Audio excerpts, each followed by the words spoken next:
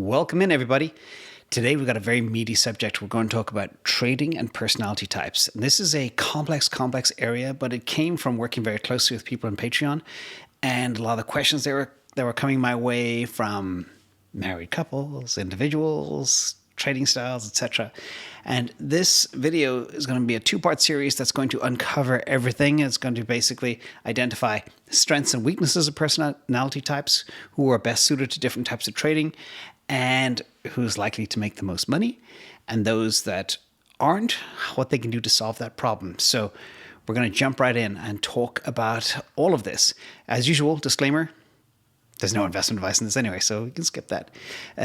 Math, a ton of data as usual in this to support a lot of my positioning around this. Now, before I jump in, I just want to take a second. And this is, of course, looking at personality types. It's pigeonholing everybody on Earth into 16 different types. And I'm also looking at 3 different frameworks so everybody can kind of get a feel for which type of framework they want to use and how it can actually work for them with some actual examples. So I try and give you as much as possible, but don't be offended by any of what you see here.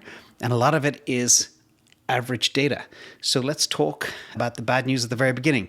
First of all, 70 to 90% of traders lose money. And this comes from a whole bunch of different sources over time, and that's a sad reality. A lot of people just rush in blind. They don't do the homework. They don't spend the time learning the skills that are required to play this game. And as I've always said from the beginning, it's you against the machine, or you against the hedge fund, or you against the professional, and it's a blood sport. And it's also a zero-sum game. So for every winner, there's a loser. So just have that mindset. If you think you can just walk out of high school and just start day trading and go beat Wall Street, you might get lucky once or twice, but the law of averages will catch up with you. So it's very, very important to know who you are and know what your skills are. I just want to make people aware of that. Also, the average lifespan of some traders is less than 90 days in the market. That's how long it takes for them to lose. It can be a ticking time bomb, so I always tell people to be patient and paper trade and learn and get a feel for the market, get a feel for the stocks, go deep. Only look at 10 stocks and go deep on them. Don't look at 100 different things a day, because without focus, you can never succeed. So again, please, everybody, study hard, take your time, and preserve your cash. There's no rush. You don't have to decide to get into the market and just blow everything you have on the first day. The other thing that's very important is how people typically lose. Again, 70 to 90% of stock traders lose money because they use too much leverage on their account. You especially see this in the crypto world, where people are playing with extreme leverage of 10, 20, 50, 100x, which is just suicide. Or they play with high beta, which means high risk equities like penny stocks or meme stocks. I can't tell you the number of requests I get for, can you look at this stock? Can you look at this stock? Can you look at this stock? And I do look at it. And then sometimes I just don't respond because it's just too risky or too stupid. It's like people getting into Dogecoin, classic example that's come up of late. And there's no point when you can follow like blue chip, really secure, high return, lower risk names. Things that I like to be in, or obviously the arbitrage opportunity with MicroStrategy. I like to be in Google. I like a little bit of Apple in my safe account. I like Bitcoin. I like it a lot. I have a lot of Ethereum. I have a little bit of Cardano. And I have a little small positions in some biotechs that I believe have a very bright future.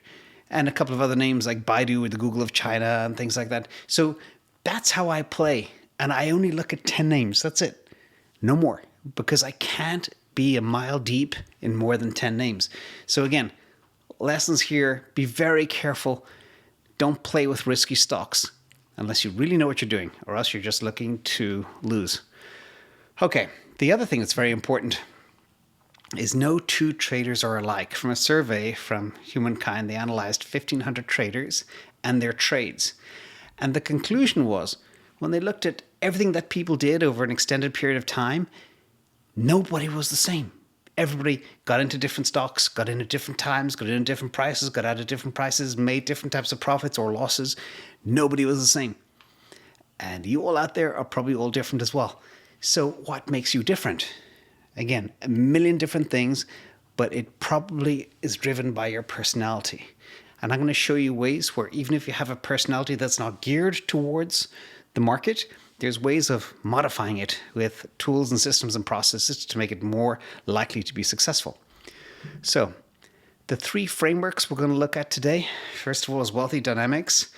And then the second one is the Enneagram. And third is myers-briggs. So I actually tried to do a lot of first-party research. I went to a lot of people in my network, a lot of people that I wasn't able to convince to buy Bitcoin. I went to people who are successful traders. I went to people who are new to the game. I went to married couples. And I interviewed them all over the last couple of weeks. Many of them didn't even know their personality types, but they did know if they were good or not on the market, or if they were courageous enough to buy things like Bitcoin. And then I kind of assembled and put together a bit of a framework. And this is the result of that, of course, meshed with a lot of data that's out there in the marketplace. So we're going to look at these three models. We're going to look at them for different reasons. But I want you all to wrap your heads around personality types. And your homework for this session before you see tomorrow's video is to understand who you are and where you play. Because then tomorrow's episode will mean a lot more to you. If you don't already know, of course. So the first one is wealth dynamics. This is a very simple framework that looks at a number of different categories of information. So at the top, let's start at 12 o'clock. You've got your creators like Richard Branson. Then you're going from left to right clockwise. We have our stars like Oprah Winfrey. And of course, all of these individuals have been very successful for one reason or another. You've got your supporters like Jack Welch. You've got your deal makers like Donald Trump. You've got your traders like Ray Dhalio, who I very much respect. You have your accumulators like Warren Buffett, the buy and hold, the Coca-Cola men. You've got your lords like a king. They just get stuff and work it. And then you have your mechanics. This is going to sound a little bit bad, but your mechanics are people who just engineer the heck out of something. People like Mark Zuckerberg, Elon Musk, etc. Really, really smart individuals. And it's interesting because I actually know some mechanics as well who actually make pretty good traders because they're very technical. They can understand technical charts. And of course, you got your Henry Ford, which is kind of between a creator and a mechanic. And that's kind of the world. So at the top, at 12 o'clock, you've got your innovation and your intuitive personality types. At 3 o'clock, you have your magnify, your extroverted types, like the Jack Welches, that makes himself successful by surrounding himself with good people and supporting them and giving them what they need to be successful. And then you've got your sensory types, your timing types, Ray Dalio. And as I often say, is timing is everything, especially in the market, and he is exceptional at that. And then on the multiply side, the introvert, you have the lords, the kings. So that's kind of a framework. Now, another way to look at this framework is as follows. So think of the middle of all of these different quadrants being the why. At 12 o'clock, you have the what. At 3 o'clock, you've got the who. At 6 o'clock, you've got the when, the timing.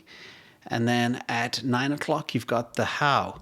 So that's just the first framework, and try to understand who you are, where you are, what type you are. Are you more on the mechanic side? Or are you more of a deal maker? Or are you more of an accumulator? But the big point to take away here is you don't need to be a trader to be rich. You can be a TV star or an actor or a mechanic or a supporter building a network, etc. And I remember a very interesting study where they analyzed IQ versus EQ. And on average, people with high EQ earn a lot more money than people with high IQ, which frustrates the hell out of people with high IQ. So think about that. So first exercise, position yourselves in this wealth dynamics matrix. The second model we're going to look at, which is the Enneagram, this is more of a different flavor, and it looks at 9 different categories. So I'll start at number 1. You've got your perfectionist. The second one, your helper. The third one, you're a competitive achiever. Fourth, your intense creative person. Fifth is your quiet specialist. Sixth is the loyal skeptic. Seventh is the enthusiastic visionary. 8th is the active controller, and 9th is the adaptive peacemaker. Now, for this analysis, rather than try and map it back to types, I analyze myself. So I am what's called a 2-3-5, and I'm going to show you the attributes of those people in full transparency of the good and the bad of who I am. And again, all of this stuff paints with a broad brush. So even if you do fit a certain category, it doesn't mean you're going to be successful or not successful as a trader. And that's a very, very important thing to remember for all of you out there. So let's look at me as an Enneagram. So first of all, type 2, the helper. Obviously, I am very sensitive to other people's needs. I like to help. I remember my former boss used to call me a pleaser, and I have a hard time saying no. That is my weakness. I have difficulty saying no, and I put others' needs above my own needs, which is a weakness. But also that difficulty saying no could be construed in a trading sense, where you are not good at getting out of a trade or position. I don't actually have that problem. So again, I came out as this profile as a 2, but it just shows you that sometimes the model may be or may not work, but I'm open to it. The second part of my 3-part result from the Enneagram is a type 3, I'm an achiever. Now, the important thing for trading there is I recover quickly from setbacks. So sometimes if you make a mistake, you've got to basically stop that mistake as quickly as possible and get back on the horse and charge ahead to the next challenge. And that's a very, very important element of that as well. Apparently, I'm a good motivator as well. And yes, I am a workaholic. That's a disease I've had for a long time. Now, the third part of this is the type 5, the investigator. I am always hungry for knowledge, always curious, highly analytical, and very insightful. I'm generally introverted. I have the ability to view topics from many different angles, and I perceive causes and effects. Now, I think the most important one there from the market is really the analytics piece and perceive causes and effects. Having those two together to understand exactly if company A does this, what will it mean over the next 2 or 3 years? And that's an important skill to have as well. Weaknesses, I guess, holding back presence and feeling of inadequacy. I feel adequate enough. I'm okay. But anyway, they're just the honest results that came out from that report. But again, it's worthwhile doing. It takes 60 seconds to do this online to get your result, and it's fun. It doesn't cost anything. All of these studies, with the exception of the first one, are free. So the third one is Myers-Briggs, which is very, very important, and the different types. At the very top, you've got your response category, your decision category, your information category, and your focus category, top to bottom. And in the top in response, you've got your judging people and your perceiving people. Then in decision, you got your thinkers and your feelers. Then on information, you got your intuitive and your sensors. And fourth, your focus, your introvert and your extrovert. Now, it is uncanny. If you know these personality types, you already have a sense of who's going to be good at trading versus who's not. So for example, and we'll go into deep detail on this as well, but if somebody is a thinker versus a feeler, they're going to be perplexed. The thinkers are much better at finding solutions and making decisions than the feelers. Same thing with the intuitive people versus the sensing people. Interesting stuff around the introvert or extrovert as well, which will come later, and then judging and perceiving. But I'm going to go through all of those and identify which ones are the best. Now, another way to look at personality types, another summary, is the description of each. And everybody across these 16 different types has a combo like ENFJ. That is somebody who is extroverted, intuitive, a feeler, and a judger. Now let's look at another view of this. And these are your types. So again, as a quick homework for those who don't know, it's very, very important to know your personality type, especially for things like relationships, because some personality types are not compatible and some are. Some are highly compatible. So if you find you have relationship issues, it'd be interesting exercise as well to look at this. So having a relationship with the stock market as well and trading is also a relationship. So you got to think of having your personal relationship with the stock market like having your personal relationship with somebody else. So again, I'm probably going way deeper than I need to go, but it's very, very, very important to understand. So That's the Myers-Briggs. Now, I'm going to break this down in great detail. So the personality types in men, the split by all these different types, you will see that the INTJ is the most common together with the ENTP. And the rarest type is the ESTP at 3.1%. And for the ladies, you can see a completely different breakdown and mix. So if you had different personality types, let me zoom out for a second. There's a certain amount of male personality types and a certain amount of female personality types. So for example, if all the ESFJ females were looking for ENFJ males, there's 5 times more ESFJ females than there are ENFJ males. So it's not going to work out. So think of that as well. There's only so many coins on the shelf, as I sometimes say. Sometimes there's only so many personality types as well that are available for this type of matchup. But we will go deeper as usual. Now, what's really interesting is when you look at the average income by personality type, you have the highest average income is for the ENTJ. And again, remember, this is an average. And there can be INFPs who are ranked as the lowest, could be heads of industry. You never know, worth billions of dollars. But again, this is the average income by personality type. And the ENTJs tend to be gentle, and the INFPs tend to be humble. And again, across the 16 types, these are interesting. But as usual, let's go a little bit deeper. The income over time by personality type is super interesting. So some are late bloomers, like the ENTJs, earn more money earlier in the career.